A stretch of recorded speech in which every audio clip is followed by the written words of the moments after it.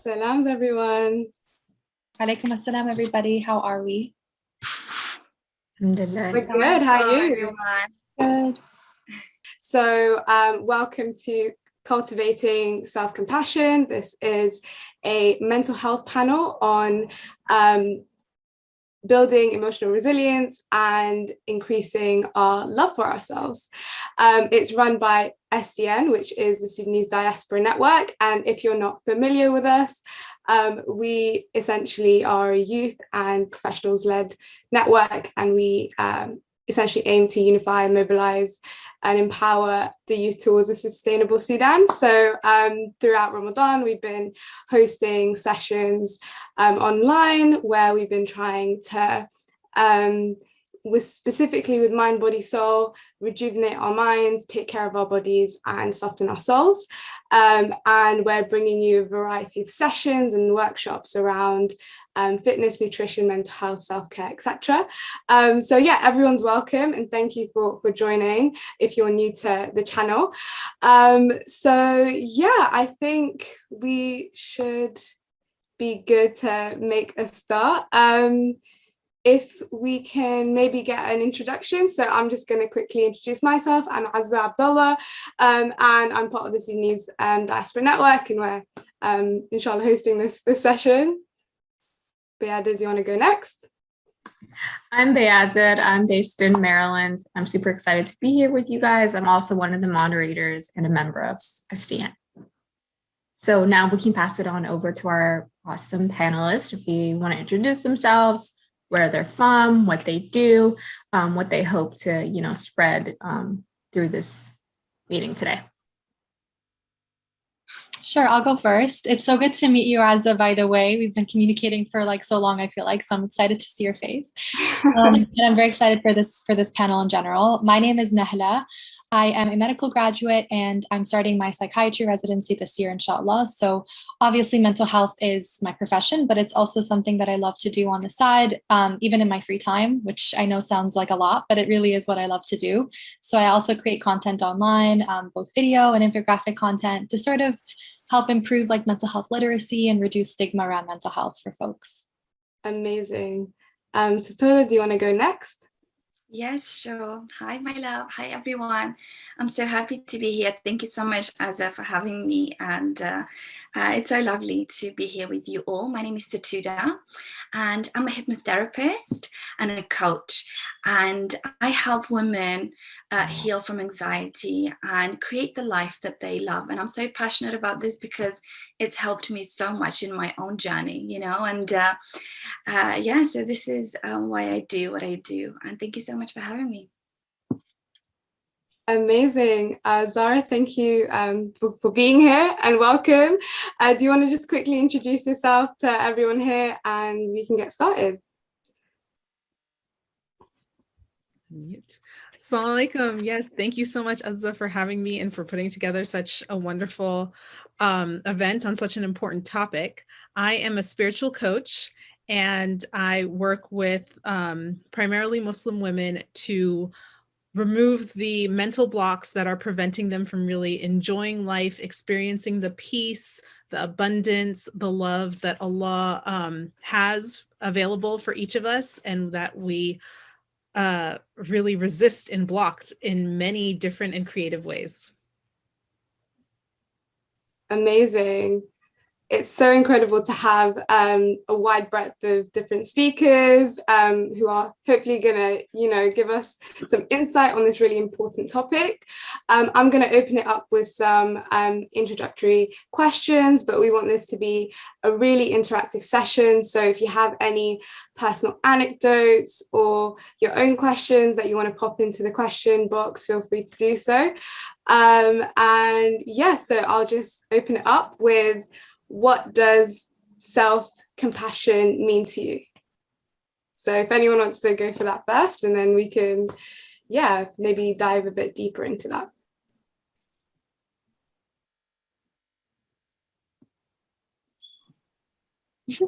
I'll let you guys go first. Go ahead. Thank you so much, my love. Okay, so I'm going to start with self-compassion and self-love. For me personally, self-compassion, growing up in a place where you have learned to people please, and you have learned to be so sensitive to other people's emotions, and you kind of have to be really adapt to everyone else's emotions and really take care of everyone else. You forget about yourself. You feel like stop believing that you're not important. And this becomes a problem later on in life, because this pattern continues and we start people please everybody else, and we forget about ourselves. So it's so important for us to get to know ourselves first. And I think understanding ourselves is self-love, is self-compassion. Just really understanding my behavior, my thought patterns. Why do I do this? Why do I create this in my life? Why do I attract certain people in my life? Why is this happening to me in my life? And this is where it starts. And then you start learning more about yourself. Okay, so why is this happening? So you go back to your childhood and you learn about your own experiences and how your childhood experiences created you the way you are, whether it's not having any boundaries, or allowing people to mistreat you, or you people please, or you forget about yourself. You don't really take care of yourself. So you learn more about the reasons to why you do this on a mental level, right? Because everything is a pattern, subconscious pattern. We have our conscious mind and our subconscious mind. So all our behavior is kind of programmed in the back of our minds. And the more we learn about our subconscious patterns, the more we realize that we are worthy, and then we can build our self-love and self-compassion and confidence. And when we come from this place of self-love and self-compassion, we can actually be there more for other people, not from a place of need, not from a place of being angry that your needs are not being met, but first meeting your own needs, and then seeking those people who are actually able to meet your needs. Because normally when we don't have our needs met as children, we attract, or we kind of choose people who do the same thing to us without realizing, subconsciously. And then we are so frustrated to why we choose those people, right? And there's a reason to this. It's because they trigger these feelings in us, so we can actually go ahead and heal them. And once we heal and have strong boundaries, and we take care of ourselves, and we soothe ourselves, we heal ourselves on a deep subconscious level, then we can kind of take actions every single day to practice this self-love and self-compassion. Things like breath work, things like prayer, really, prayer and meditation together. Things like exercise, eating healthy. All of these things can contribute to your self-compassion and self-love. And this is when you just kind of really know your worth, and you're like, I do so much for myself. I'm not going to allow other people to mistreat me anymore. And then you choose better for yourself, and you have strong boundaries, and you have, you're able to confidently express your emotions, express your needs, and just expect people to respect you the same way you start respecting yourself. So this is kind of overall my opinion. So someone else can maybe add to this. Thank you so much. I think that was so beautiful, like a beautiful introduction. Thank you for setting the tone really well. What I will add to that is that self-compassion is very closely linked to self-discipline and keeping promises to yourself. So for so many of us, we will bend over backwards to keep our promises to everyone else, right? We told our mom we were going to do this, our friends that, our brother needs. We will break our necks to make sure we do fulfill those obligations and those promises to others. But then when it comes to our own selves, our own needs, we're the first to break that promise. I tell myself I'm going to go for a walk today, and oh no, something happened. I don't go for the walk. And I tell myself I'm going to eat a salad, and I don't. And we're constantly breaking these promises to ourselves. So just like she beautifully, eloquently said, right? These practices that you do, it starts first with prioritizing yourself in the list of people that you're obliged to, right? Right now, it's like, okay, God first, then my parents, then and you find yourself all the way at the bottom of the list. Only when I've taken care of everyone else and everything else, that's when now I'm allowed to do something for me.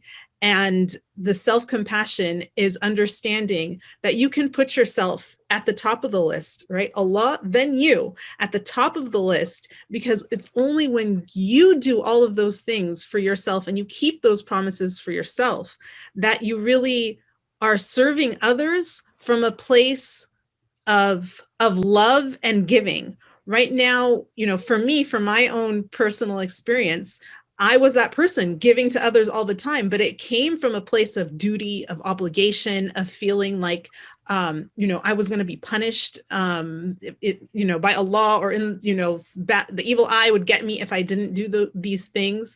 And so it was coming from a place of fear, of obligation, and it would generate resentment in me that I am always the one giving and taking care of and doing these things. And so although on the outward, it's like, oh, Zahra's so great, she's helping these people and doing these things, internally, it's not coming from a loving place. It's coming from this fearful, angry, resentful place. And so you want to take those same actions and be able to do them and really be doing them from the place of love, that now I can do these actions because I have kept promises to myself and I prioritize myself, that I am able to give all of these things and all of the ways that I support others from a place of love. So self-compassion supports you to take care of yourself and to take care of others. And the other thing I'll add to that, sorry, go ahead. Just the discipline that requires. That self-compassion means self-discipline, that you're looking at what I'm going to take this walk. I say I'm going to take a walk. That when something comes up, that you have the discipline to say, no, I made this a priority. I am going to follow through on it. And, every day take this, whatever it is, 10-minute walk. And that breeds the ability for yourself to feel that you can trust yourself, that you're keeping those promises, and that discipline enables you to then be able to set the boundary that, no, I'm sorry, I can't help you at that time because that's when I take my walk. I can do it for you later in the day or whatever. It empowers you to be able to not feel like you're wishy-washy. It's when we feel like we're wishy-washy that it's easy for other people's stuff to come into our sphere. But when we have our set thing, like, no, this is the way I operate, these are the things I eat, this is the time I go to bed, these are the things that I do, and I'm disciplined about it, then it becomes easy to set the boundaries. It's hard when you're not really settled in the things that you do. Then it feels like everything is case by case. You don't want to make things case by case. You want to set the tone for your life, so then you can set the boundaries around what that is. Wow, 2 incredible answers so far, guys. I hope you guys have your notebooks, you're taking notes. We're getting all these incredible gems for free. Sorry, we can't afford to pay our incredible panelists. But seriously, guys, these are some incredible gems. And I feel like as a host, I feel like I'm being like I'm in a therapy session right now. I'm being read. They're reading me to filth. But yeah, so far. And Shema, we see, I don't know if I said your name, yeah. We see your hand. Is it possible for us to hold on is it a question, a comment? Oh, no, I wanted to actually add to her point, which was we have to feel worthy of self-compassion, because a lot of the times when we're so used to like serving other people, it's because we feel like we are less worthy. So I would say in order to be disciplined, we would have to feel like we were worthy for that commitment. Mm-hmm. And one of the biggest things that I've come across recently is to understand compassion, to understand any of the feelings like even love, mercy. The best way to learn it is from Allah himself. And Allah actually prioritizes us because he says, for example, your body has a right over you, right? But unfortunately, the people in our lives might not think that. They think that they may have a bigger priority, they have a bigger haq or something like that. So I think, like she said, like God first and yourself second, absolutely, because you can't be the best of yourself to anybody if you can't even be it for yourself. And just to end off, this amazing quote that I heard, I think her name was Leanka Sani, said, someone said to her, I give from my overflow, I don't give from my cup. And I was like, wow, that's incredible. Like, she doesn't give from her own cup because then she'd be at a deficit, but she just gives from what overflows from the cup. So beautiful. Thank you so much, Shema, for your Thank you for sharing. yeah, thank you for sharing. I'd like to, if everyone can use the raised hands, and then we can, once we're done with like the panel side of things, we can open that up to hear everyone's like comments and questions. It'd be great to hear from you guys. So for sure. As I was gonna throw a question to Nahla to get her in. I was wondering, why do you think we are so, adding to Shema's point, a lot of us don't think we're worthy, but what else contributes to us not, having that self-compassion? Why are we being conditioned? I know as women, that's another barrier that holds us back, and maybe our culture, but what else has conditioned us to believe we are not worthy of self-compassion? And how do we unlearn that? Yeah, that's a beautiful question. I wanted to echo what everybody said already because everything was so beautiful. Like, I want to apologize as well. I have not slept because today was the match. So I am very tired and I'm not going to be as eloquent as I usually am, but I'm going to do my best.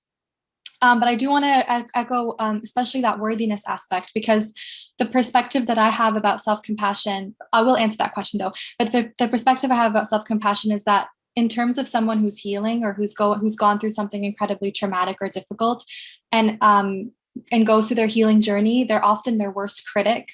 And often they're just so much harder on themselves, and even on a regular day-to-day basis, like with questions like, why am I not over this already? Why do I keep thinking about this? Why am I still triggered by these things? These questions that keep coming up in our head. And I think that the worthiness aspect that was mentioned by Shema is so beautiful, because it's self-compassion is responding to those cognitive distortions, so those really inner critic automatic responses that we've developed, and saying to them, I am worthy of the time that it takes to heal. I am worthy of the effort that it takes to be the best self that I am, and to put the love that I put out there for everyone else, to put it right back right here, like right back into the healing that I deserve. So I wanted to add that as well for anyone who's struggling in like a post-traumatic period, or going through something difficult. Self-compassion is even more important in those phases in life. Adding on to everything everyone said, that even in a regular day-to-day life, that discipline, that self-compassion, those boundaries need to be prioritized, but even more so, please be more gentle with yourself. Please be more compassionate with yourself during that particular time of your life. Barriers to self-love. I have a list already, by the way. I did a clubhouse room on this already, and I did it because I resonate with it, and I know what it felt like to have to like go through those barriers and actually shatter those things that like you said, we have to unlearn because they're so deeply ingrained in us. So self-love barriers include individuals who didn't grow up with supportive parents or emotionally available parents. So neglect is the most minimized form of abuse and most minimized form of like, I guess, problematic households or dysfunctional households, I should say. We usually don't think neglect is a problem. It's usually like the action, the doing of something is bad, but it's that neglect that is actually super, super traumatic as well. So individuals who grew up with parents like that can end up absorbing that type of mentality where their needs come last, and where they have to cater to everybody else's needs to be valuable. Their love is ultimately always conditional. The love that they receive from the world is always going to be conditional. So they have to prove themselves to get it. And that's a barrier to self-love. If you have to prove to yourself that you're worthy of love, that's ultimately a huge barrier to loving yourself. So it's unlearning that aspect first and foremost. Another thing that is a barrier to self-love is not being able to accept healthy love from other individuals, is seeing that healthy love as potentially dangerous territory or unsafe territory, or like, oh, I don't know how I feel about this because I'm not used to this. So it's learning to accept healthy love, because healthy love cultivates our ability to love ourselves too. So it's looking at the world and saying, the stuff I'm used to and the stuff I've accepted before is actually not serving me and it's bad for me. I need to think critically about who I allow in my life and who I love and who I accept love from, so I can ultimately love myself too. And there's a misconception that you can't go into relationships or friendships or anything if you don't love yourself. And I want to not, like, I don't want to speak with that narrative in mind, because it's not true. Go into your relationships with self-love if you can, but a lot of folks with trauma in their past and a lot of obviously barriers to self-love in their journey on trying to love themselves are still worthy and deserving of love, and are still huge lovers. They're huge carers and lovers, and they deserve that back too. And they can have someone to hold their hand along the way as they're discovering their, I guess, unlearning some things and learning and discovering how they can love themselves ultimately, or like optimally. But you don't have to be perfectly there before you can be in a relationship that's healthy as well. Another one I should mention as well is social pressures. So being from immigrant communities, low socioeconomic status communities, being the first daughter or being the only daughter, and especially being those two things in an immigrant household. That is a huge barrier, because already you've shouldered basically the reputation of your family. You've shouldered the expectations of your family. It's like, I don't even want to go into it. You already know the expectations, you know the issues that come with that. And that makes you a huge critic of yourself and makes you afraid to love yourself and makes you feel unworthy of love, because you're always tiptoeing around the expectations of others. And if you can't, step into who you are fully, you can't love yourself fully. You're always censoring yourself, and you're always afraid of saying things. You're always afraid of doing particular things or not doing particular things. So these are huge barriers that will get in the way. How can we unlearn them? I think one huge thing is being able to identify for yourself who you are. I know that sounds cliche, and I always thought it was. I always thought, what does that even mean? Like, you are already a human. You're already a person. You are who you are. What do you mean becoming who you are? But then I actually went through that process, and I was like, yeah, that's a full-on thing. Like, that's a whole process.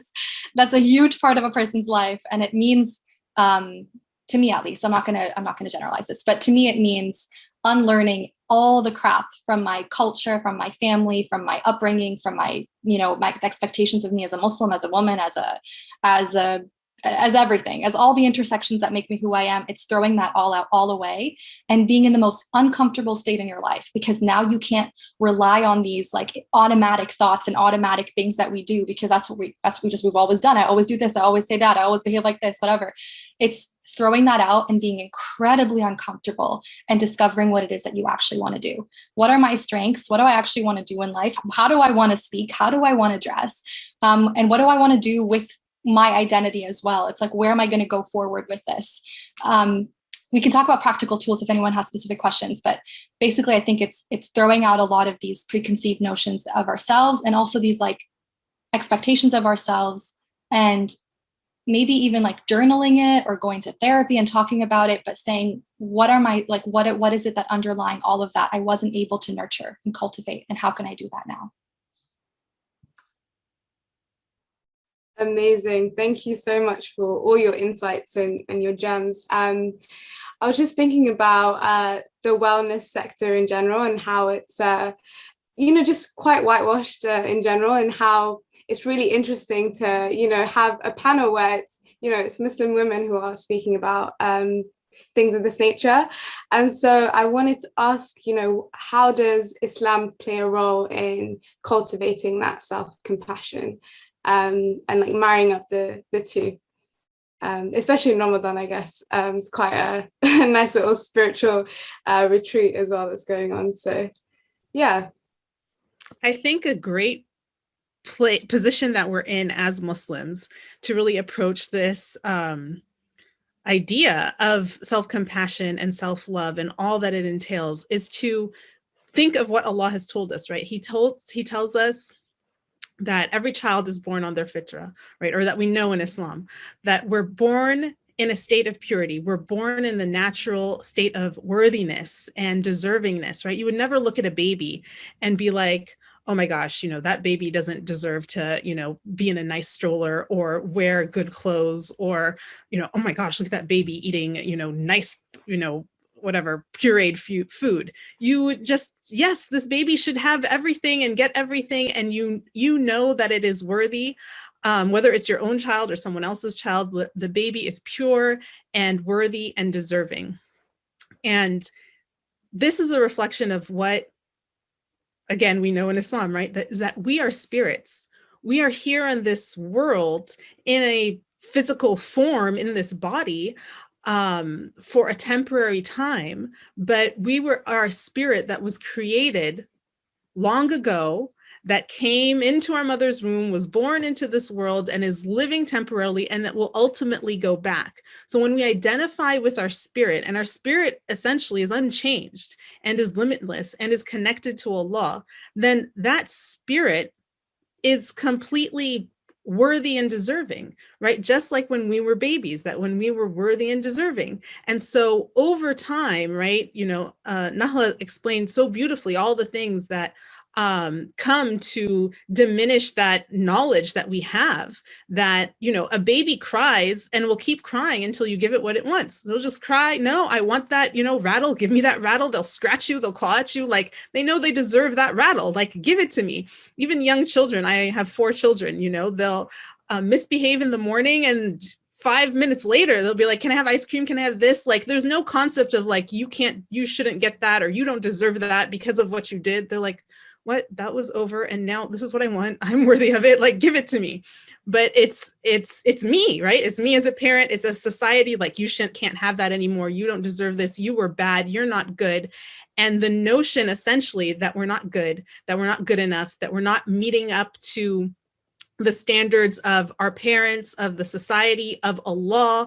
So because of that, we do not get to have, or cannot be, or should shrink down because we are not good. So when we go back to Islam and what Allah says, we are spirits, and we are born on our natural state, and we are worthy and deserving. It is a coming back, right? And Islam, Muslims, people, we're all the insan, the word for that is forgetful. We have all forgotten our true nature. We've forgotten who we are. And we are reminding ourselves of our spiritual nature, of our divinity within us, that Allah is closer to us than our jugular vein, and that any mistake, flaw, shortcoming, bad habit, whatever it is that we do that we think makes us so bad and so not as good as the next person is irrelevant. It is exactly how we are. I'm not saying not to work on those things, but it is a mark of our humanity. Most of us are beating ourselves up for being human. We're like, whoa, how come I can't consistently wake up for Fajr? Because you're human. How come I can't? Because you're human. You're human, and you're supposed to make mistakes and be flawed. And literally Allah says, if you did not sin and make mistakes, I would replace you with people who would, so that they could make mistakes and turn back to me. It is a recognition of our humanity, acceptance of ourselves for being flawed human beings, and in that state, to still claim our worthiness. Just like children, think and look of all the children around you in your life. They'll go around doing all sorts of shenanigans and then literally come back asking for whatever they want. They have no notion of the idea that they're not worthy of it. And they'll, from whether they're poor or rich or whatever, they will ask for extravagant things because they don't know the concept of money, or that's too expensive or whatever. Like, well, why can't I have that? So we have to go back to that childlike way that we just knew that we were worthy. And that is what Islam, Allah says, like, we were born on our fitrah, right? We were born in that way and we lose it. So we're going back to it. And when you think about, you mentioned it being whitewashed, the wellness space, the additional pressure, Nahla touched on it as being immigrants, but it's really just now in the whole world is geared towards the standards of living according to whiteness and Western criteria. And so that added pressure of thinking that you need to do it in this Western white people way, and to, again, let go of that and be wholly comfortable and enjoying exactly who you are, how you grew up, your background, your accent, your culture, and all of it. And that is great and good. And you don't need to alter it or diminish it or change it to fit into what you think the mold of a good person or a good Muslim or whatever it is looks like. So Allah is really said, remember me. When you remember Allah, you remember you're a spirit. And that spiritual remembrance reminds you that you're worthy. And when you remember that Allah loves you already, exactly as you are, that remembering that Allah loves you can support you to love yourself. If it's too hard for you to love your own self because whatever, your past, your trauma, those things, you're just like, I can't forgive myself for these things, then go from a different angle. Go from the angle that Allah still loves you. Allah has never stopped loving you, and Allah created you knowing everything that you would do or not do and loves you. And so allow that love to then foster your own sense of self-love. Can I answer the question about the, I don't know how you posed it, I'm so sorry. Can you repeat the part about the wellness space? And I'll repeat it.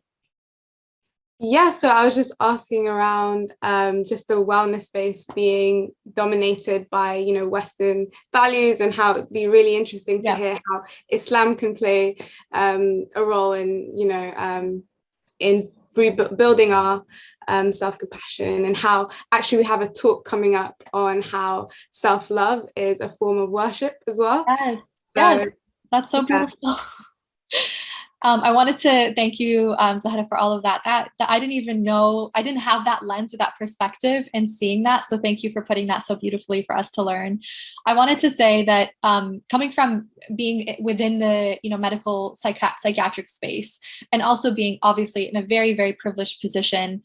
I'm not sure if it's as obvious, but I'm in the Greater Toronto area, where there's a huge Muslim community, a very multi-cultural community, very diverse. And I, in fact, when I was looking for a therapist, did not particularly look for a therapist that is Muslim, or a therapist that is from a visible minority, or a person of color. I just wanted a therapist. And I was very, very lucky in that I was scrolling through, and it was the fact that I saw so many women of color, saw so many women who wear the hijab, saw so many Muslim women, that I was like, what? This is amazing. Like, I have all these options, but I didn't even go through it with that lens. And I'm just fortunate to be living here. And I speak to so many people online that are like, how do I find a therapist that can just at the bare minimum be Muslim, just to understand, like, not have to ask me all these questions. I can just have a little bit of a baseline knowledge, so I don't have to explain all these things. I don't have to explain why in my religion I can't wear these things in my house, and that contributes to my trauma because of the way that I dress. My dad says this, and my just as an example. And I'm sure there are so many you can think of, these little nuanced, like, intricate details of our lives that we have to explain. And I think the problem with mental health spaces is that we are underrepresented, obviously, first of all. But secondly, there's like this, and somebody, correct me if I'm wrong, if I'm being, too, from painting things with a broad brush, but the way that it's navigated even on social media is that if there's a spiritual lens being applied by a Muslim therapist, a Muslim counselor, a Muslim healer, a Muslim doctor, it's like everybody rolls their eyes. But when a spiritual lens is applied by a non-Muslim or, white, non-visible minority person, it's like the whole world celebrates. And it's accepted when it's from one type of person, but not from another. And that's what I've noticed in spaces online, because I create content on there, and I'm like, this is so frustrating that so much of this knowledge is rooted in Islam. So much of what they disseminate, so much of what they throw out there is actually rooted in Islam. And then I was like, you know what, whatever, I'm going to create content about this. I'm over it. I'm going to reclaim that narrative. There's so much beauty in the Islamic tradition that comes with with regards to healing and psychology, and especially that comes with healing trauma. And even going through pandemics like the one that we're in right now, there's so much literature out there that I'm trying my best to condense and share online, but it's so difficult, but I'm trying my best to share that. But even looking at the very small, minuscule parts of our religion, like a surah, like Surah Al-Duha, that I was reading of trauma papers by these two beautiful psychologists that dissected that surah and applied this whole entire healing holistic lens of going through every single ayah and talking about how that shows cognitive behavioral therapy and how that, that's been a tradition of ours, is reframing our thoughts, and gratitude, and how cultivating gratitude, and it has been rooted, has been present in our tradition in Islam for so long, and how it's encouraged in Surah Duha. And other aspects like, behavioral change. So it's not just your cognitions, it's also your behaviors. There's so much more I could say about that, but I'm working on putting out more content like that so that Muslims who read it can say, well, now I feel validated, and I feel like I don't have to separate my faith from my healing. I don't have to separate my faith from my psychology. It's all can be intertwined and supported and encouraged in the same spaces. And even if you can't find a therapist that can cultivate that environment for you, hopefully you can find someone that is has an intersectional lens that they can apply to this whole experience, and also that can, help foster that growth for you on the side. That's my mom. Okay, sorry guys. No problem. Salam, Mom. Thank you, Nahla, for bringing us that perspective when it comes to cultural lenses and seeking out folks that look like us, and like even with your process creating content online. I wanted to also throw this, bring Satada back into the conversation. We had an awesome question in the chat that has to do with, I'll just read a portion of it and then I'll add a little bit to it. Do you think as a parent, you should be able to talk to your child about emotional issues? So how would that conversation go? How do we, educate our children? But also I'd like to add on to that is how do we, just educate and have those conversations with our friends, our family, our peers, because nowadays you ask someone how they're doing and they'll say, I'm good. And that's it. You move on. Or you say, I'm fine. And then you move on. So how do we have those genuine conversations with our loved ones, and how do we truly check in with them? Thank you so much, my love. And first of all, I really would like to just add a little bit on the spirituality and psychology bit before I can answer this question. For me personally, psychology and spirituality are very much connected. And it may be that one happens before the other. And many of my clients, I have many clients who are Muslim and who are non-Muslims as well.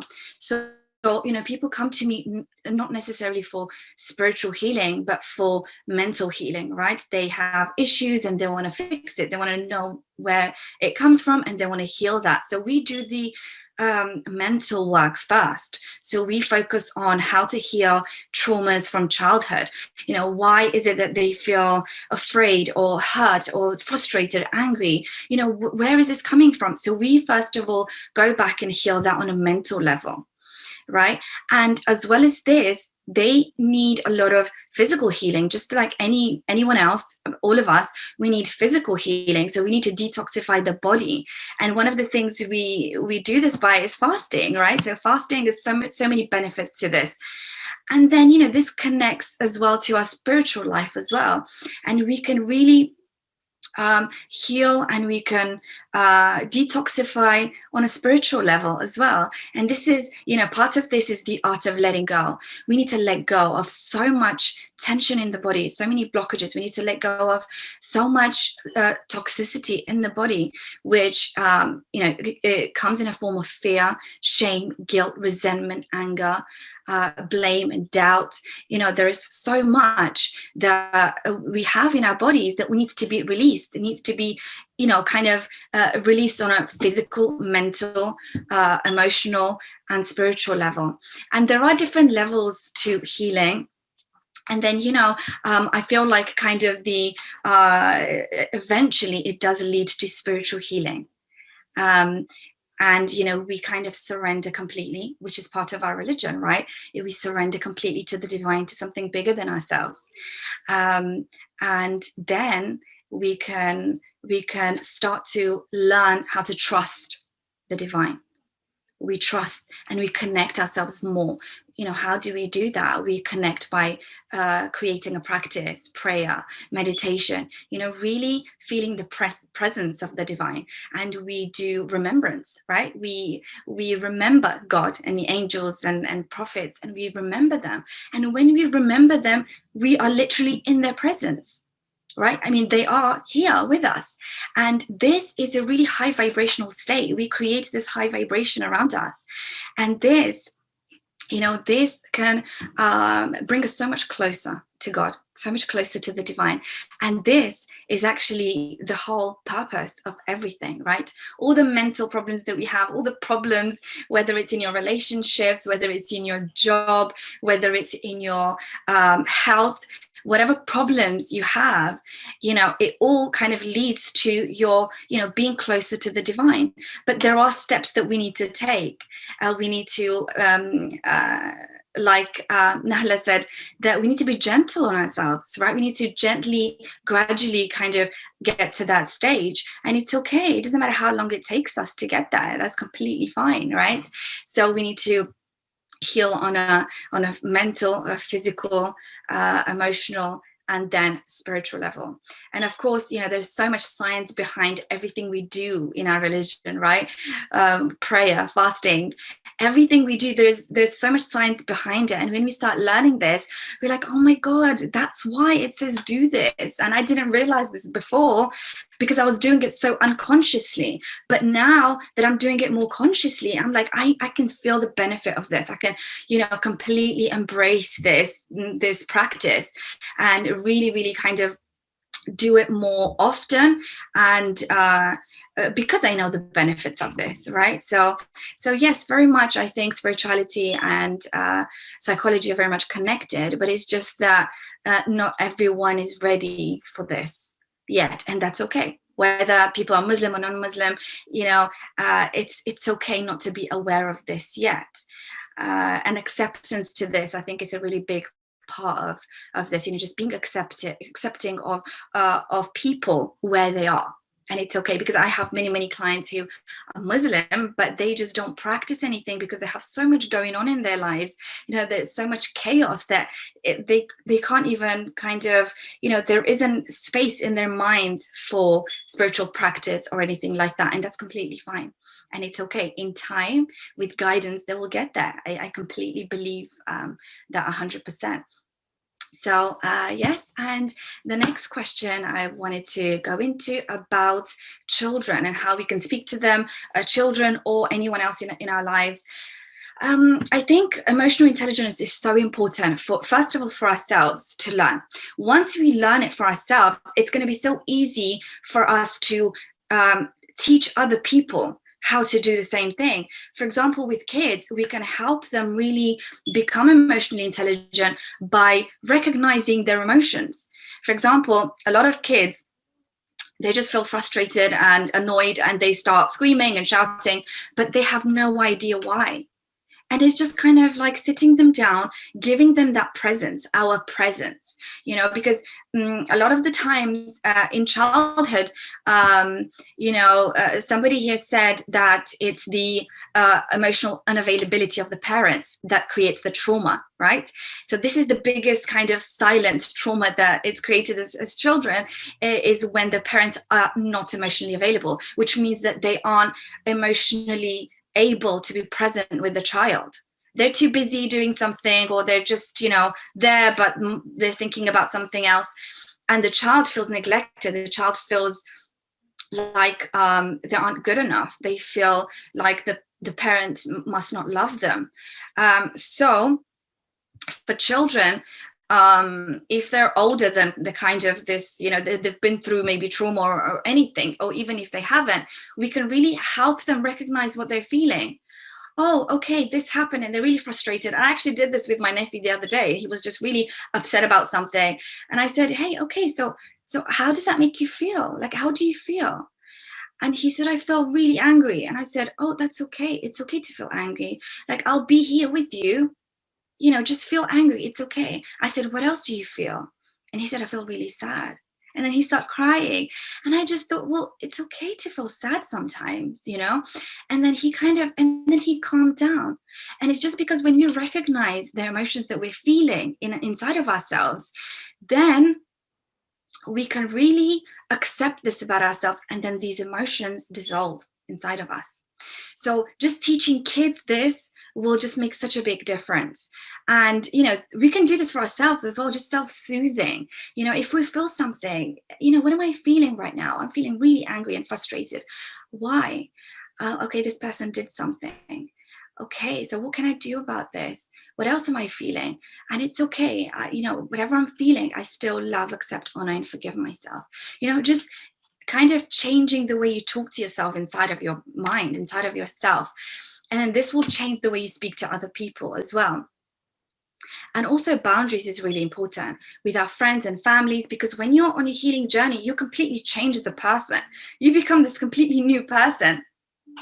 And your family and friends will be like, well, what happened to you? There's something different about you. Like, they don't understand it so well. So you really need to create boundaries with them.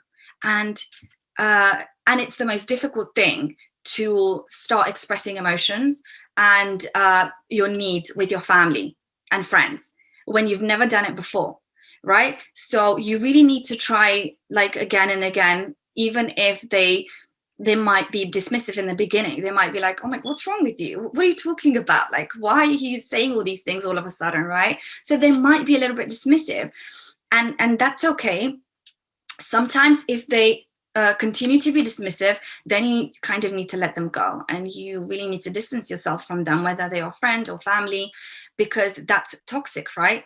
When you express your emotions and you express your needs to someone, at some point they need to understand and be like, oh, I'm really sorry, and I'll try my best, I'll do better, right?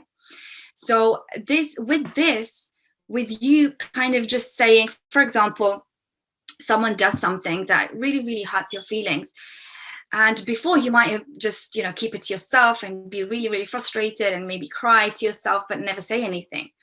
Maybe you can just say something like, hey, when you did this, really hurt my feelings. I was really upset. I was really afraid. I was really angry. And I need you to acknowledge this. I need you to not do this again, right?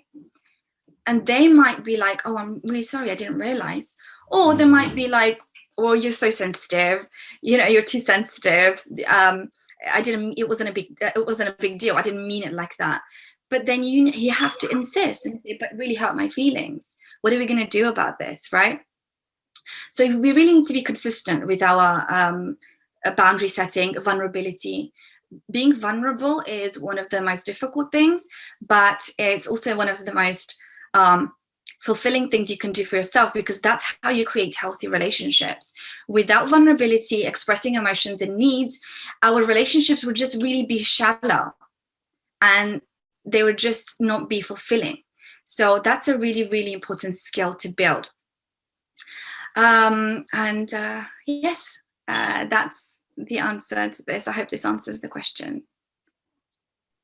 It does. I hope so. If the person who asked that question maybe can follow up, but I thought that was really comprehensive. Thank you for asking that. I actually had a question as well. You mentioned telling yourself, you know, I love, honor, and accept myself. And that's actually something that I looked into doing when I experienced like physical symptoms of anxiety. It just really helped me to sort of like tap on various different points and just like affirm to myself, like, you know, even though I feel yada, yada, yada, I choose to love, honor, and accept myself. And so the question I have with that is, how do you start the process of healing to attain emotional resilience, and what personal practices do you guys I guess employ in terms of like maintaining that self-compassion? And yeah, it'd be great to hear from you guys. I can start, but I just wanted to also acknowledge anyone who's here that is feeling any sort of emotions right now, because I know that there's a verdict that's going to be coming out in 10 minutes. So I want to make space for that. You can be self-compassionate to yourself right now as well. And, you know, do some breath work, do whatever soothes your anxiety in these moments. It's a very huge moment in history right now. But I wanted to answer that question in terms of basically getting to a point where your healed doesn't exist. So I want to start off the conversation by saying that there's no such thing as a healed person. You know that you're healing when, you know, certain things are happening in your mind and your body and your relationships and in your life, but there's no point of healing. So I think that the journey and where it can start is different for everybody, but there's some tools that I used when I was starting out on my journey, my self-love journey, and my ability to like what I was describing earlier, and having this identity formation journey, and not living someone else's narrative anymore, you know, living my own narrative. The first thing I did is I started to journal a lot. I was writing constantly. I was writing my thoughts. I was writing my fears. I was writing absolute nonsense all the time. If I felt something, I wrote it down because it needed to be released somehow. And it was very therapeutic for me. But if you're not a writer and if you don't journal, that's totally fine. But it's the awareness. It's the writing of things allows you to become present and aware in that moment. If you can accomplish that presence and that awareness in other ways, go for it. If you can accomplish it by talking to a friend, by sitting in that emotion, just literally sitting in that feeling and asking yourself the question, what am I feeling? Why am I feeling what I'm feeling? How can I help soothe myself right now? And basically letting yourself feel that feeling, because otherwise we won't get through it. So it's starting off with, I would say, journaling or accepting, you know, a lot of these emotions, being aware of them and sitting with them, not minimizing or dismissing or throwing them away, because the only way out is through. You have to experience all those really uncomfortable feelings in the process. And I would also say other things is a lot of self-discovery. So part of the healing journey is identity formation, like I said. So it's basically like thinking, what do I actually want to spend my time on? What do I love? What sparks joy in my life? And actually like cutting out time for that. So saying, I'm going to take this time out of my day to do these things. And exactly like Zahra said, you're going to need discipline in that too. It's to say that no matter what comes up, I love myself. I am worthy of loving myself, and I'm worthy of the time that it takes to cultivate the self-compassion and the self-love. So I'm going to go for that walk. I'm going to go for that hike. I'm going to spend an hour reading. I'm going to go for that drive. Whatever it takes for you to do the things that you love and create space for yourself, do it, and have some discipline with it as well. Ultimately, I know this is a no-brainer. We always say this to people, but if you can access therapy in the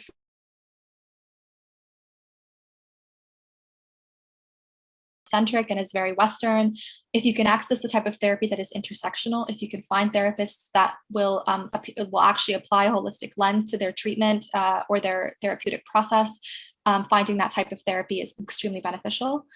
And then other things is acknowledging what triggers you.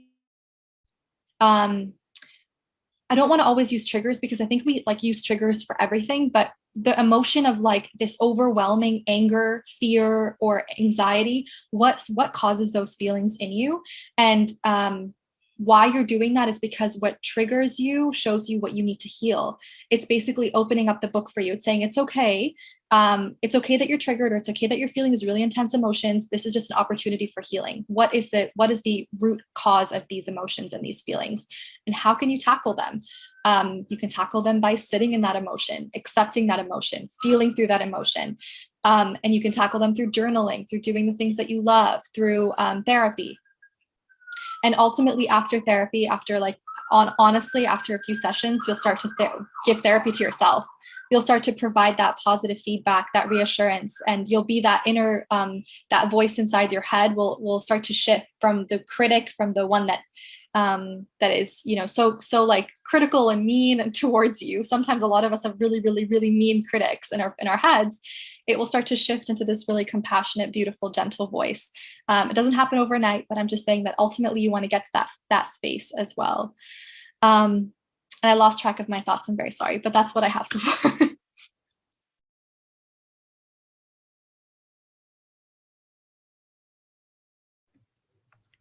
Thank you, Nahla. That was so great. I'll add that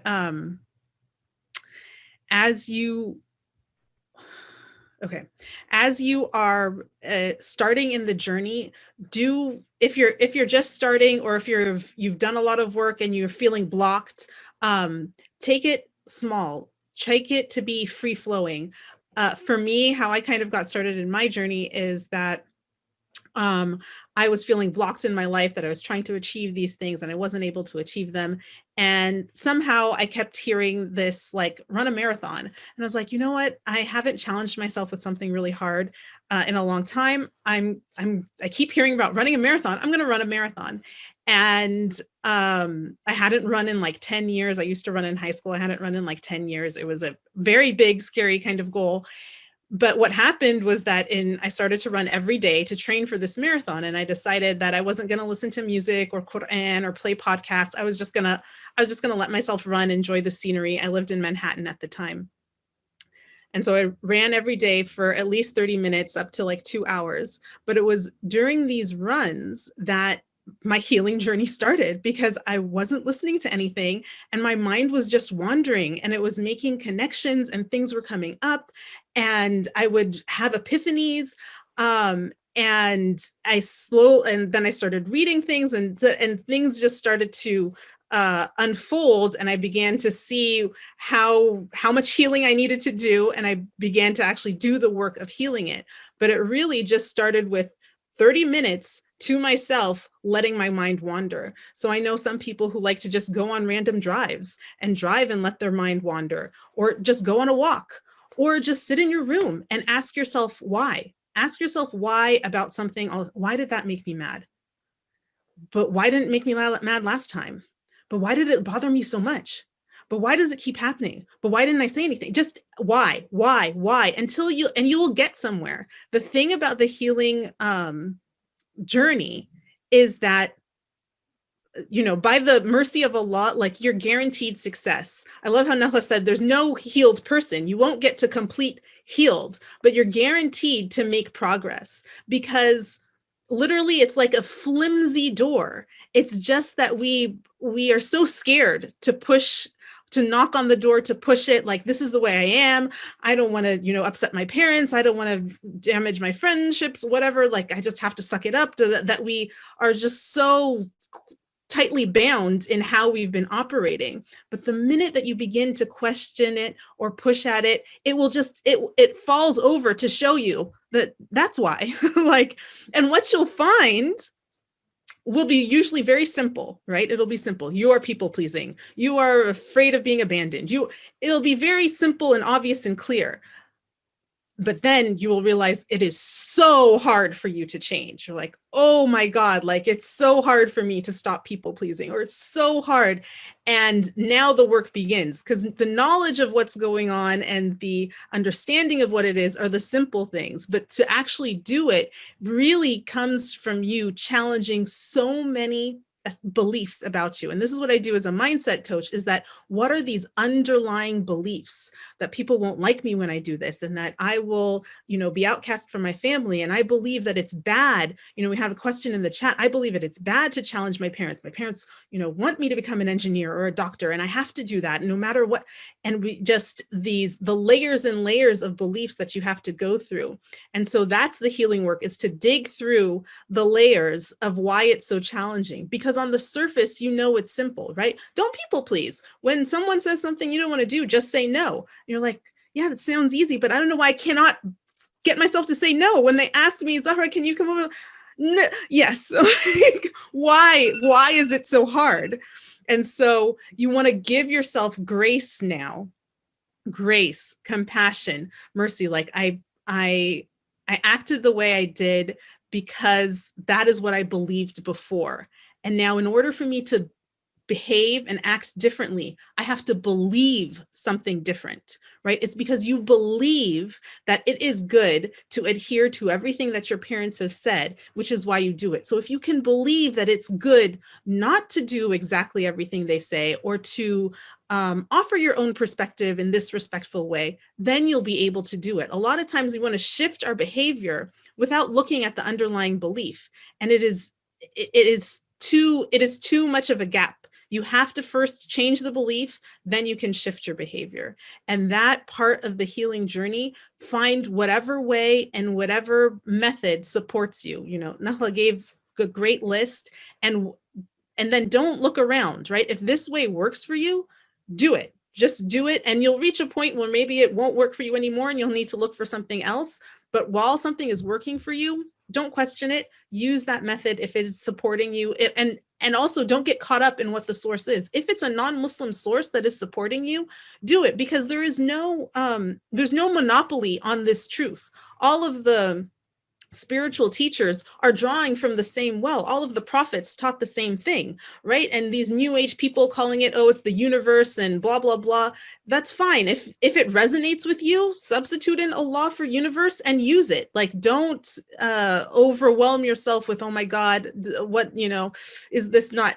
If it is making you feel better, trust it, because the number one thing is it is not, although it is commonplace now for us to be full of anxiety, stress, and feeling depressed and all of these things, it is not normal. We were made, Allah created us for joy, for happiness, for prosperity, for abundance, for wealth, for beauty, for love. And that is the norm. And so if you are finding some resources that lead you to feel those uplifting, higher vibration feelings, trust that your spirit is responding to something with goodness in it, and allow yourself to enjoy it, and don't close yourself off from it, because again, that's another trap to keep you feeling down. Anything that's keeping you feeling down is not the way to go. So the healing journey, start simple, start with a walk, a drive, sitting and asking yourself why, allow yourself to go where it leads, and then have grace, because it is simple, but it is very hard to do. And that difficulty comes from all the layers of beliefs that you have stacked up on top of each other. And you want to, like an onion, go through them and undo as many as you can. Can I add one quick thing about self-soothing? Yes. So I was reading about this recently, and I wasn't even self-aware about this, but basically the idea of self-soothing is very important. We're all meant to do it. I'm a proponent of it for sure. But there's also this really detrimental form of self-soothing where we will go into, I think it was you, Zaha, that just mentioned, like when you're going on those runs, there's nothing coming in. So it's all these thoughts are coming out, and you're having to sort of compartmentalize and go through them and hear them and feel them. And it's like, that's healing. That's what you need to heal. And a lot of our self-soothing, which I'm not going to say is positive, it's a little bit, it can be self-sabotaging, is like, as soon as I feel that emotion, I open my laptop and I go on, like I'll watch a Netflix episode, or I pick up the phone, I talk to somebody, because I cannot sit with those thoughts. Those emotions are so unbearable. Or I go out and I go with my friends, or I like, there's lots of these things. I don't have all the examples, but so many things that we can do to silence what needs to be done for us to heal. And it's not positive self-soothing. So there's like just want to distinguish between those two.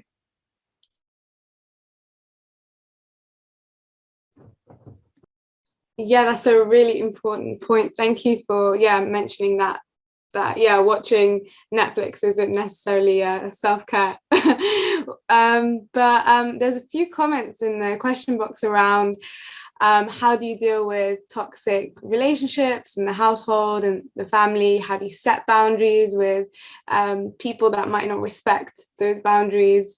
Particularly parents. There's quite a few questions on dealing with that. So if anyone has any advice for that would be amazing. I can quickly go first and introduce. Oh, hi. I'm just saying hello to the beautiful little baby there. So I'll introduce that topic real quick. So with regards to families, I wanted to put a disclaimer that if you're in a situation where your physical well-being is in danger, these do not apply. Please do not take what you hear about boundaries and put them in place when you are physically in danger in your home. So I just want to make sure that that's a disclaimer there. If that's not the issue, and there's obviously toxicity comes in so many forms, if that's excluded, there are a lot of things that you're going to have to sit with and understand prior to setting boundaries, or in the process of setting boundaries, that are very uncomfortable truths. Unfortunately, in the process of setting boundaries with your family, you may potentially, but most likely, experience isolation. You will potentially, or most likely, experience this pushback. You will feel awful sometimes. You will feel so crappy.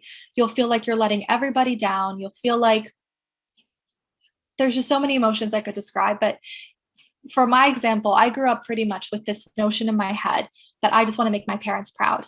It's what, if anyone ever said, what do you want to do? What are your goals? I'm like, I just want to make my parents proud. That's all I wanted to do. And I thought that was so noble. I thought in my head, in my cute little mind, I thought that was the best thing in the world, but it's actually not. It's really, truly not. And it's a reflection of a lot of toxicity that I grew up with in my life, where I wasn't living for myself. I wasn't doing anything for myself. I was just wanting to make sure that two people on this earth were happy with my behavior. And that's so incredibly burdensome. You should never live that way. It's such a burden and it's toxic. So for me to set boundaries, I had to understand that I wasn't going to be that, I wasn't going to make them proud.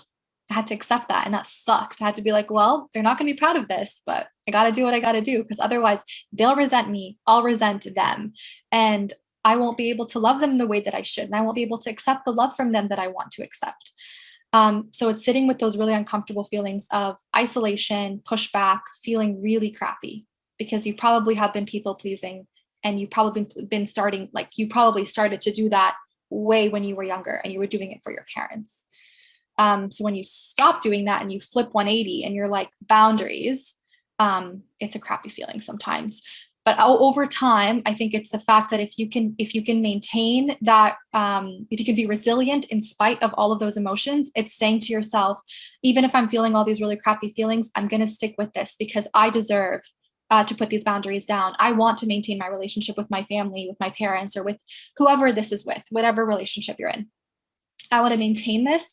And it's also even vocalizing that to them if you can. So if, maybe some of us have a language barrier, so it's hard to kind of like explain, but if you could try to explain that what I'm doing here is because I don't want to resent you. I love you. I'm doing this because I love you. It's reiterating that to your family members or your friends or your loved ones. It's also making sure that they know they shouldn't feel guilty for this experience. And it's out of love. It's out of sheer love. It's not out of hatred or resentment. It's literally the opposite. You're trying to prevent those feelings from happening. And other things that you can do is, in the process of setting your boundaries, you can also like frequently not just checking in with yourself, but checking in with them and saying like, our boundaries are not always going to be the exact same. They're not meant to be strict. Boundaries can be flexible. They can change over time as well. So it's checking in with one another, with your family, with whoever it's with, and saying, hey, like, I know I said this last week, like, how are you feeling? Can you relate to that? Would you do the same thing? And also like maybe shifting and transforming that boundary as well. So boundaries are not stringent. They're not set in stone. It's being flexible in the process too. But that's barely touches the surface. Like there's so much more I could say, but I'll just stop there. No, that's really useful. Thank you so much, Nahla. There's quite a few questions in the box, so I'm gonna just kind of like quick fire a few so like we can get through them. So what tools do you give a person when he or she is in a state of panic attack and losing control, or general anxiety? That could be useful for some other listeners as well. Sorry, what was the question? It was, what tools would you give a person when he or she is in a state of panic and losing control? Oh, sorry. Okay. All right. I missed that. Okay. Yeah, there are so many tools for anxiety disorders, panic disorders, when you're in that moment of panic. I urge you, there are a few apps that I can't remember their names. I'm so sorry, but there are a few like apps that you can download that you literally, when you're experiencing that, they walk you through breathing exercises, and they walk you through like these, not just self-soothing, but these like, what are they called? They're like these, there are these questions to yourself to challenge your thoughts, to challenge your anxious thoughts. But yeah, the most basic type of self-soothing during a panic attack or when you're feeling out of control is the five step one. So it's naming, somebody do this if they know it. I'm not in my head today, but it's like 5 things you can see, 4 things you can hear, 3 things you can touch, 2 things you can smell, going through that process. So it's using your tactile, all of your senses to divert that energy and be able to basically not just distract yourself, but also be present in that moment within yourself. So you're not overcome by those emotions. You're being able to plant yourself in that space where you are right now. Other things that you can do is when we're also having panic attacks or anxiety attacks, we might be really trying to escape that moment. So if we're being triggered or feeling like that it's about to come, we might run, escape, like get out of this space, or get out of the car, get out of the bus, stop the car. Like we might be willing to do all that. I'm not saying don't stop your car. Be safe. Stop your car if you have to, and you know, park on the side or something like that. But if you can develop this alongside obviously a therapist or mental health professional, is endure that moment, is experience that moment, is sit through that anxiety, because that is the only way that we can get through anxiety and be able to look back and say, okay, that wasn't that bad. I survived. I can survive again. I can survive another one. And that's okay. I got through that one. And that's a win for you. That's celebrating that win for you. We're really quick to escape from those moments. And it's okay if you are. I don't want to make you feel guilty or bad. It's okay if you are in that space. Do what you need to do to get through this time. But if you can start to challenge yourself and sit in those moments, trust me, it is so worth it, and it works. And then obviously there's other things like tactile stimulation. So working with like little fidget toys when you're in a anxiety inducing moment, or you're feeling it.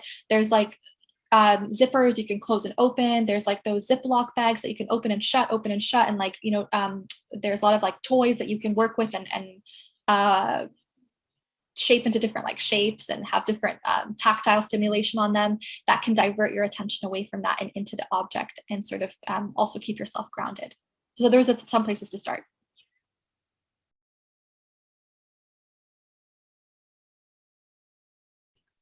I was just going to check before I ask the next question. Zara and Toda, are you guys good for time? Just because I know we might need to wrap up in a few. You're good for time? Okay, perfect. So I received a private question. Someone said, "This is amazing and I'm learning so much. I might have missed this part. I want to know what to do if you have trauma and struggle with low self-worth. How can we develop higher self-worth?"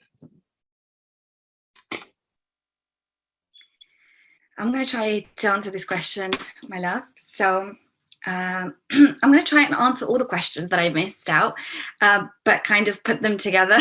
So for the first question that you had, how do we start our journey of healing? I'd like to share a personal story of mine. I started my journey in 2012. And I remember I was in South Africa, I was by myself, and I was so anxious. Everything was kind of not going well for me. So this is when I started listening to Louise Hay. I don't know if you guys know her, Louise Hay. And I started listening to her meditations online, self-love meditations. And this was what helped me actually sleep at night. So I can completely understand, you know, what people are going through when they come and talk to me about, you know, what they're going through, anxiety and relationship issues and all of that. So this is where I started. And this is what led me to gradually, you know, from one thing to another. Right. And then after this, I did so many things, you know, I did so many different courses to heal myself, and therapy and breath work and retreats and so much. And I think your journey guides you. Just listen to your guidance. And I know your guidance isn't something that you can tap into easily. It's a practice. We can practice to listen to ourselves, but your guidance system will always guide you to the next best thing that you need to do, to the next thing that you need to sign up for, you know, the next course you need to do, the next therapist you need to see, the next retreat. It's all kind of like step by step guiding you to do, right? And some of the things that I've used that have helped me so much is hypnotherapy, breath work, emotional freedom technique. And this is what, as you were asking me about the I love, accept, honor, and forgive myself, you know, tapping on these points of your body, where when you tap on these points, your body actually relaxes and you go into a hypnotic state almost. So you're so relaxed. So you are open for suggestion. So when you say things like, oh, I'm feeling like this, I'm feeling really sad and afraid, but I still love, accept, honor, and forgive myself, you start releasing this emotional tension in the body, right? So these are really, really useful tools for us to use to heal ourselves. And we can do this consistently. And another thing is really tap into our creativity. You know, finding something that you love that is creative, like singing, dancing, painting, pottery. You know, what is it that you like? Journaling, writing. You know, it really depends on the person, really. And you can choose anything, whatever kind of makes you feel alive inside, right? I love painting, so I paint in my spare time. And it just makes me feel so present. I'm not thinking about anything. I'm just kind of lost in my painting. And so many people, you know, the people that actually, you know, spend some time tapping into their creativity, that's how it feels. You know, you really feel alive by just creating something, and you're so proud of that thing you've created. And maybe not, it isn't really good. I'm not saying my painting is really good, but you create something out of nothing, right? It's so beautiful. And yeah, so this is you know, ways to kind of start a healing journey, and then you'll really be guided to go deeper and deeper and really change your subconscious patterns on a subconscious level, right? And you know, like we said, EFT does this, helps you tap into the subconscious beliefs that you have, subconscious patterns that you carry within your body, because the subconscious mind is really the whole body, the whole nervous system. We carry information genetically in the cells, in every cell, right? So we need to release that, and it takes time, and that's okay. So, and hypnotherapy as well works on a subconscious level. So we really release a lot of our negative beliefs and negative patterns with hypnotherapy. And then once we do, you know, that healing, then we can we can be more present, and we can focus more on the present moment and ground ourselves and feel so much better. And of course, you know, this journey is it's not like you're going to be healed at some point. You still need to carry on purifying your heart, purifying your spiritual body, right? You need to still you know, do your prayer and connect to the divine, and you still need to kind of have your practices that keep you connected to source, keep you connected to the divine, right? And this is beautiful. It's almost ecstatic, and it's almost you know, different emotions that we'd never ever have felt before, like euphoria and ecstasy. You can actually experience those by connecting to the divine, and it's the most beautiful emotion that you can experience. So and it's definitely possible. So you know, wherever you are in your journey, don't give up, and you can always you know, look for help, look for support. There's so many, you know, even in our Muslim communities, there are so many people speaking up now about mental health, and I'm so grateful for this. I love this when I see, you know, our Muslim brothers and sisters, and more sisters than brothers, but I'm hoping to get more brothers too. And it's so beautiful to see, you know, the vulnerability and all of that. It's so nice. So you can always, you know, connect to people and create a community where, you know, people are supporting each other and helping each other heal, and that's the most beautiful thing, right? So definitely doing this. And there's so much free content available. You know, so many of us kind of have free stuff online, and even on my website I have tons of free content you can use for your healing. And you know, these tools can help you gradually, you know, look into your own self, and, you know, ask yourself questions about what you need to do next. So you can do this. The next question was about I just want to quickly jump in, because I think Nahla has to leave, and I just want to thank you for being here. So thank you for being here, Nahla. Sorry, I'm so sorry. Well, I do have to go. I already got interrupted once, and I'm sorry, but I just wanted to thank you. Thank the speakers. Both of you were so beautiful, so eloquent, and I learned so much from you. And I wanted to thank everyone in the comments, like, that were just commenting on everything that we said. And Shaymat for mentioning the triggers in the podcast episode. Like, bless your heart for listening. I just went through them right now. So thank you guys. I want to just conclude with one thing, if that's okay, before I go. I wanted to say that I learned this from a psychiatrist recently who told me that perhaps the barrier for you to love yourself is because you always thought that love came from others. Love was only from other people. And maybe that's something that we can think about and reflect upon, that love isn't something that we that only comes from other people. It can come from within ourselves. And that in order to love yourself as well, you sort of have to work on trying to create a person that you can love, is loving the person that you are, but creating that person too. So I hope that those are some things I can leave you guys to reflect on and think about. And yeah, I'm also literally like writing about this and posting about this on Instagram tomorrow. I'm going to be talking about resilience and post-traumatic growth tomorrow. So if you do want to look at my stuff on Instagram, you can go ahead. But thank you so much for this space. I appreciate you all. Amazing, thank you. Virtual round of applause. Cool. So Toda, do you want to carry on with your list? Bye-bye, my love. Yes, so panic attacks, yes, and panic attacks can be so difficult, you know, when you are in public and you're at work or something and you experience this panic attack, and it can be the most kind of confusing thing to go through. And I work with so many of my clients who go through this. And first of all, the best thing is to heal that on a subconscious level. So work with a therapist who can help you heal your childhood wounds, because this is the source of the anxiety attacks, right? This is what created them in the first place. So that will help you heal that in the long run. But so what do you do when this happens, right? So what do you do when you're outside or even at home and, you know, something like this happens? You have a panic attack and you can't breathe, and, you know, people experience different things physically, emotionally, and mentally. So what do you do? And what you can do is really give yourself some time out, and you can actually go outside, or you can just find a space for yourself. It would be best in nature, but if you don't have access to nature, that's completely fine. You can just find a place for yourself, and you can really sit down and close your eyes and take some deep breaths in and out, so you can release whatever it is that is kind of creating this anxiety for you, right? And you can just ask yourself, what am I feeling right now? You know, what is this? And is there anything that's triggering this, right?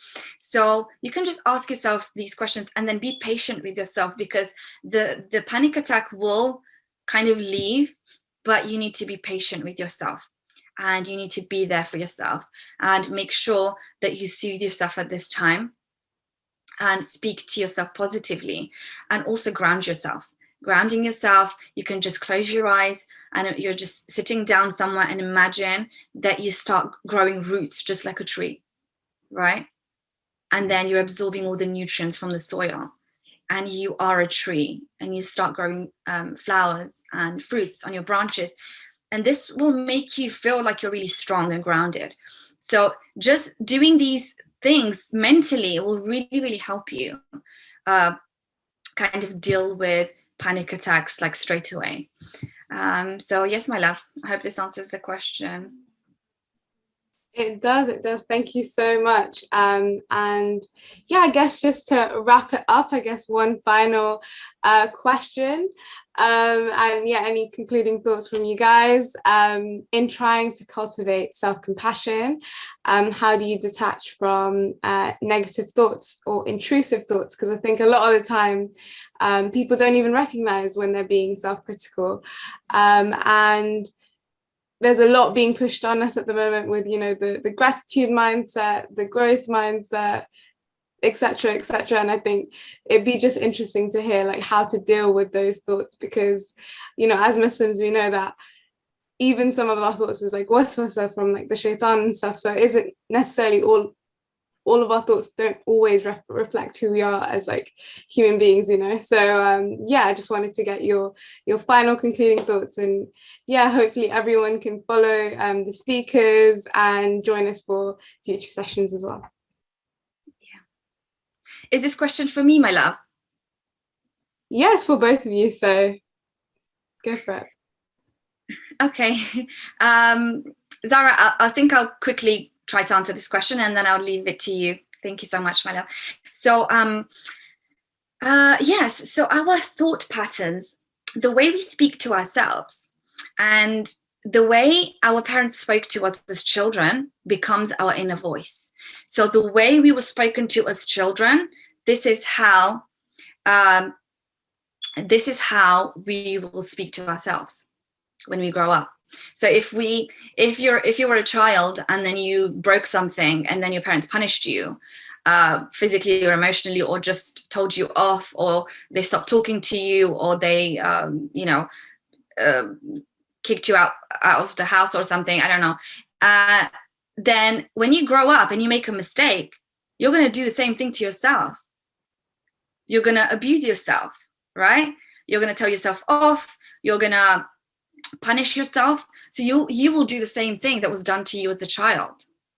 So what we need to do to heal this permanently, we really need to tap into the subconscious mind, like, the back of our minds. Where is this coming from? When did I feel like this for the very first time? Oh, when I was 5 years old and this happened to me. And the thing is, we don't remember everything, right? We just don't remember everything that happened to us when we were kids.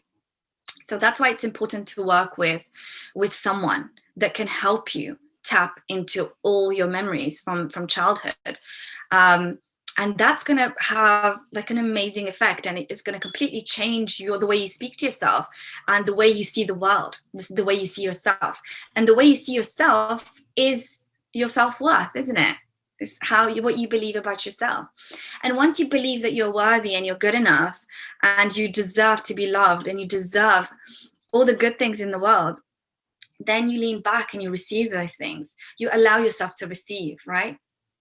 And this is confidence, and this is self-love and self-compassion, right? So these things can, it's a practice, and it's okay if you're struggling. Any of you, if you're struggling, that's completely okay.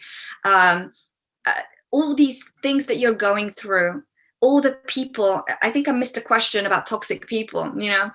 There's all the toxic people in your life. They're there for a reason. And one day, and I know this may not be easy to kind of understand if you're going through something right now, but one day you realize it was a blessing. It was a blessing in disguise, because they taught you how to love yourself. They taught you so much about yourself, about other people. They taught you how to be kind, loving, and compassionate, and closer to God, right? And this is the biggest blessing you can ever ask for. So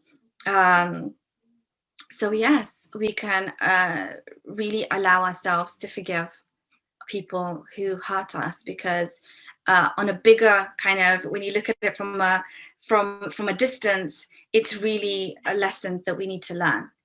And those lessons can look beautiful once we kind of heal through them. But while you're going through it, I know it's difficult. Just be patient with yourself, be patient with your journey, and you're doing so well. You guys, if you're here today, you're doing amazing, and just keep going. Thank you. Beautiful. Thank you, Satora. You're welcome. Yeah, I totally agree, Satora. All of your answers, mashallah, so enlightening. I'll add to what you've shared from a slightly different angle, is that Allah subhanahu wa ta'ala created us, right? We are a spirit brought into this human body. This human body is this physical form, and also our mind, our brain. So our brain is of the dunya. It is, when our spirit goes back up, our body, our brain will be in our grave decay. So our brain is a tool. It is a resource that we have to navigate this world and this life. And all the thoughts that come into it are not, we don't need to attach ourselves to them. It's a tool. A great analogy that I heard was that of a horse. Think of a wild horse. If you try to ride a wild horse, It's gonna, be running here and there. It's gonna try and go and graze in that field, go to this place. You're gonna have a very hard time getting to your destination, right? You're trying to get from A to B. It's just not cooperating getting you to B because it is untrained. It's not used to having a rider on its back. It doesn't know about listening to you pulling its reins. It's just doing whatever it wants. But a trained horse, a horse that, knows the rules and the commands, when you get onto that horse's back, it is very efficient at getting you from A to B. You can ride it, you can control it, you can get there. And our minds similarly are a tool that Allah subhanahu wa ta'ala has blessed us with. So it is on us to train our minds. We cannot let them run helter-skelter with all negative thoughts. Oh my God, what if this happens? What if I get coronavirus and then this person and then the pandemic and blah, blah, blah, and my business and blah, blah. It can go crazy. And you've encountered friends who are like, they'll share with you their worries and you're like, whoa, you've gone way, what's happening? Why are you thinking all, and you feel it in your own selves. But that is the result of an undisciplined mind, the result of a mind that has let to be roaming free. And all of Islam, in what Allah has shared with us, is to guide us and support us in disciplining our minds. Remember me, contemplate creation, think of Allah, focus on prayer, sit between the prayers, essentially is meditation. Meditate is to discipline your mind, to remember the truth, that you're a spirit, that you are supported, that all risk comes from Allah, that you are taken care of, that if a whole world were to gather to harm you, they couldn't harm you. It's to get your mind to be within the realm of an obedient horse so that it can be under the dominion of your heart. If you look in the Quran, all source of knowledge and understanding, Allah links it to the heart. The Quran does not mention the brain or the mind at all. It says, will they not understand? Their breasts are open for understanding. Their chests are open. Their heart is open. All understanding comes from the heart. So our heart is meant to lead us in our life. We've just veered so far off track, the Western world, be rational, think smart, use your brain, blah, blah, blah. We've been inundated with we're supposed to rely on our minds, but we can see now that just causes stress and anxiety. Trying to make the pro and con list for every decision, your mind can come up with the pros and cons, and then you're stuck and you're paralyzed and you're anxious because you don't know what to choose. Whereas your heart can tap into spiritual realms and sense the guidance that Allah's, this just feels right. You have no rational explanation for it, but it just feels like I'm supposed to, go to this program or work with this thing or talk with this person. It feels right because that is knowledge that is coming from the unseen realm, that is a blessing and a connection between you and Allah. And when you're more leading with your heart, your mind is the horse, a trained horse that gets you from A to B. That, we're trying to plan a vacation. Your mind does what it needs to do to plan that vacation. I'm trying to, whatever it is, your mind leads you to do it, but it is not just free roaming. Oh, we need to work on this. We need to do that. We need to worry about this. And that is the place when you're talking about negative thoughts and how to be disciplined, it is working on your mind. And as a mindset coach, one of the things I offer is, if you go to my Instagram account, it's @practicalmuslim, is Islamic devotionals, which are short little reminders to help you conceptualize Allah in a supportive way and get your mind thinking correctly or back in line with the truth that Allah has told us, so that it can get into its place as subservient to your heart. And now, if you'll allow me, I want to speak on something different than this, because it relates to a little bit of all that we've talked about. And so I'm gonna share a story of the Prophet Muhammad sallallahu alaihi wasallam. And why this relates is because for a lot of us growing up as Muslims, we have absorbed the people-pleasing message of we are essentially responsible for other people's emotions and well-being and happiness, and that what we do and how we behave, we've got to watch out about it because we don't want to make other people jealous. And, you have to be kind to your sister and, make her happy, and all of these things. And I want to share this story of the Prophet ﷺ that we all know, but might not have really appreciated it from this angle. So the Prophet ﷺ, his first wife was Khadija radiallahu anha, and the legend, the history that we know is that he loved her so much. She was, his most beloved. He only married her. He was married to her for so long. All of his children are from her. She supported him as the first person to believe in Islam. Her wealth was to support the ummah. Her everything that he essentially, when he received revelation, had Khadija, when he came down home from the mountain, shaking, crying, say, I saw an angel, I think I've gone insane. If she had been like, oh my God, maybe you have gone insane, it would have been over. He would have not had the capacity to believe. So he knew that like her belief in him is what gave him the strength to believe that he wasn't crazy, and then to persevere on this incredibly difficult task that Allah had given him. So he loved her so much. Okay. She passes away. He marries other women. One of his wives is Aisha, radiallahu anha. So we know Aisha was the youngest wife, and she loved the Prophet sallallahu alaihi wasallam, and he loved her also so much, but she was also very jealous.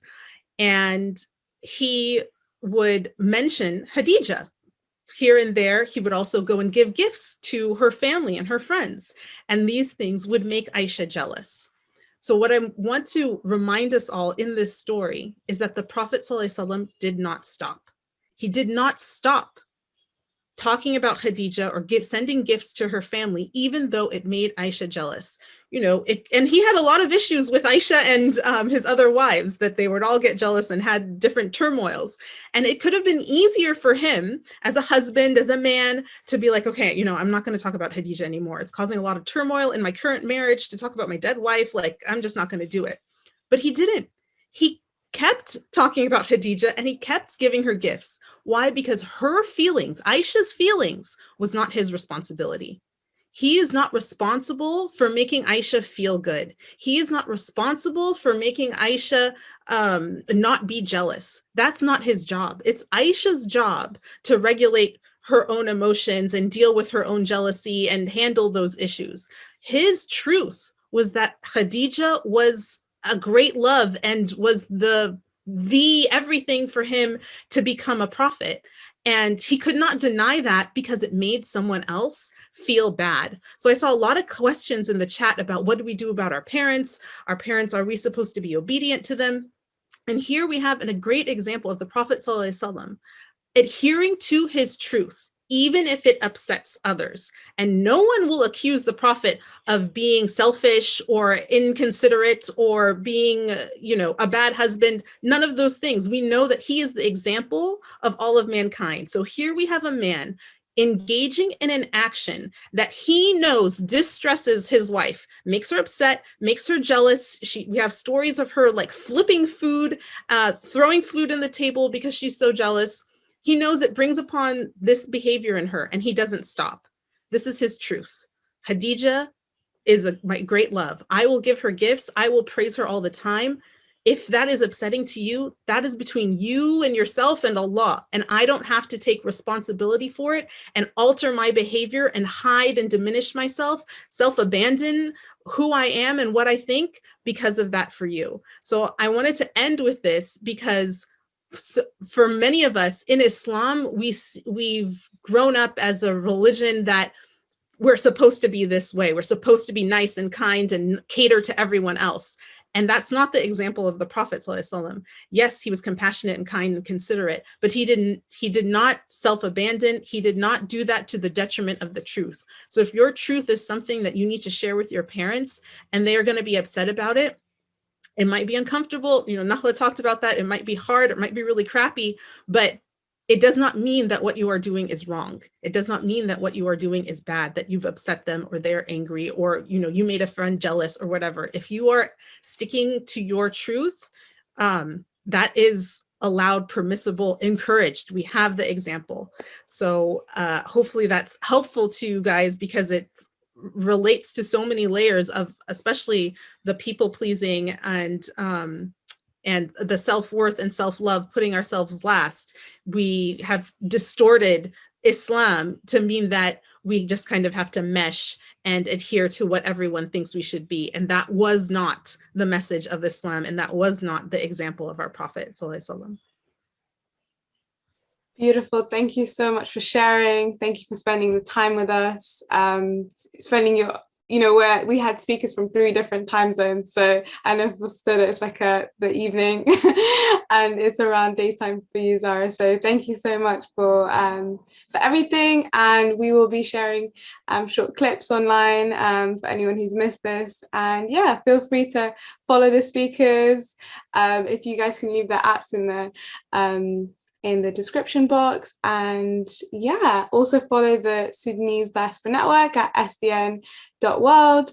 Zara's at practical Muslim and at Satoda_Safi. So yeah, thank you so much, guys. I've really enjoyed this, and I know so many people found this really empowering and enlightening. So, and thanks again. So yeah.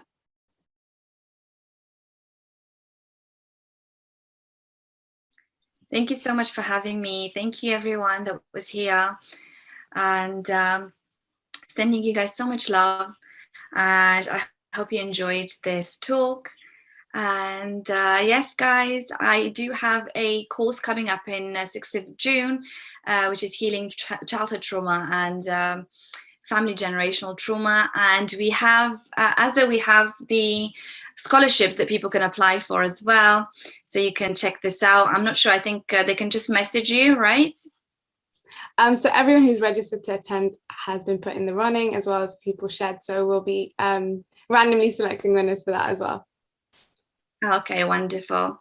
Yes, guys, thank you so much for being here. Amazing. Thank you so much, everyone. Have an amazing restorative Ramadan. Masalama. Assalamualaikum. And also I do coaching, so you can reach out to me at Practical Muslim. And I do one-on-one coaching, and I also have a course. Perfect. Amazing. Thank you so much, guys. Okay. Masalama, everyone. Thank you, Sarah.